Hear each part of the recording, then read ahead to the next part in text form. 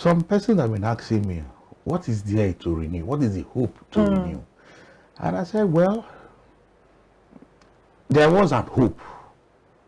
And we knew for somebody to say renew, that means that hope, we didn't get that hope.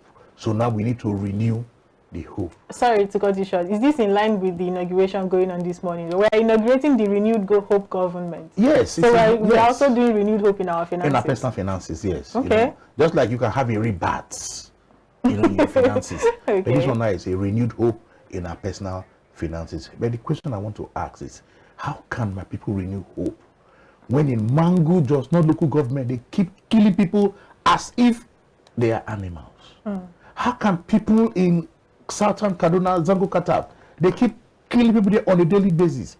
In a village close to my village, in Bulangyama in Delta State there, where headers have taken over their farmland, how can you say my people should have renewed hope? How can we have renewed hope when the child has woke up this morning, he's not even sure of having a breakfast? And we're talking of renewed hope. How can we have renewed hope when we cannot even take care of our personal finances? We cannot have financial peace. Anywhere you go in the country, is it in Mushi? Is it in Festac where I stay?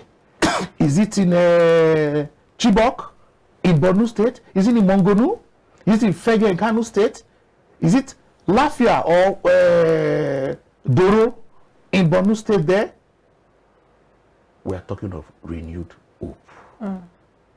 Before we can talk of renewed hope, then some of these bases must be taken into consideration. And that's why the incoming administration, yes, renewed hope. Renewed hope in our personal finances, where workers are being treated as if they are slaves in their own country. People work in a factory with no safety gadgets. And we're talking of renewed hope. So all these are challenges, right, that we're trying to renew our hope for. But, you know, let us bring it home to our personal finances. Yes, let me finish, my sister. How do we, you know, also string it along with our finances and get it in right and in check? Can you put your finances in order when you have a child that's supposed to spend 4 years in school? The child is spending 6 years. A renewed hope. The renewed hope. Your salary cannot take you home and say it's take home. How can we have that renewed hope? However, we have said Nigerian citizens should do their own part in nation building. If we think one man that's been inaugurated today will make our personal finances to be all right, it's a mistake we are making. It is a tax. All Nigerians must be ready. One, our introduction to finance, our personal finance, we must take it very seriously.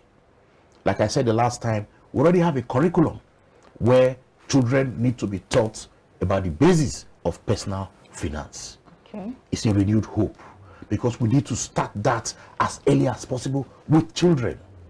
We also need to look at savings basis. How do we save in this kind of renewed hope? How do we have financial peace, financial stability, financial independence, financial security, financial freedom? But is that possible in a renewed hope?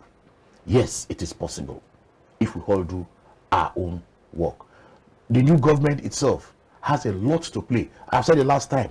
We'll put pressure on them. With is it the 10th National Assembly now? We must have a legislature that will ensure right from kindergarten, children are taught about personal finance. It's not the economics you are being taught in school, all things being equal, and where things can never be equal. We need to take a proactive step when it comes to our personal finances. And I'm even suggesting, you know, some of these legislators, even the governors, they go for induction, orientation. They say they have one democratic and legislative school somewhere, studied somewhere in Abuja there. Part of the curriculum, we are saying personal finance should be there.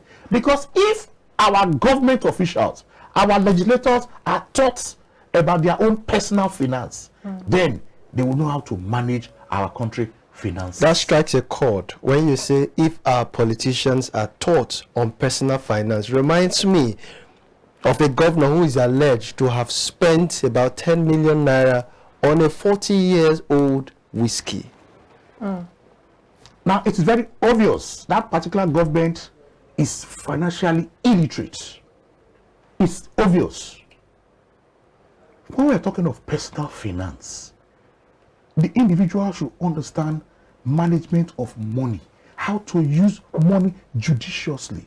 So if our legislators, our government officials, even governors, even the president himself, if they are taught personal finance, managing money, your personal money must be separated from the state coffers. I heard the governor saying, I am Mr. Project, I have done this. Is it your father's money? It is the money of the people, and you are there to manage it and use it for the benefit of all concerned. We have about 4 minutes more before we wrap up.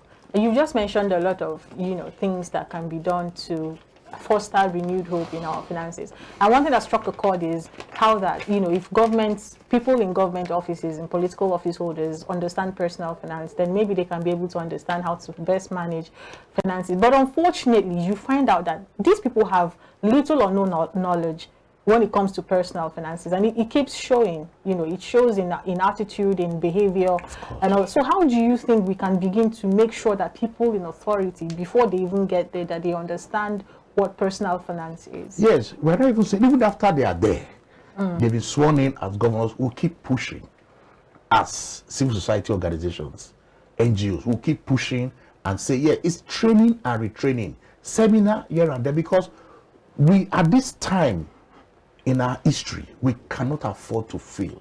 We can't have a debt of almost 80 trillion naira, and we are still smiling, we are still talking, fine, renew hope, but we need to do the right thing. I'm very happy, before I conclude, the incoming president has spoken about student loan. You know that indigent students can go to school, go to university with that student loan.